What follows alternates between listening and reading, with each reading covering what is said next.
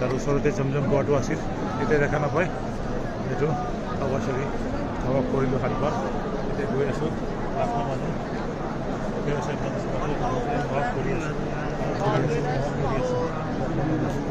7 round হৈ গ'ল।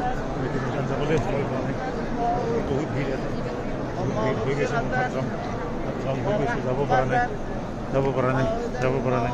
এইটো কাবাচৰি, এইটো মুকামি ইব্ৰাহিম। عند الحساب والفوز بالجنة তাৱাফ চলি আছে। কাবাচৰিবোৰ মুখতে ভিতৰত তাৱাফ কৰি আছে। কাবাচৰি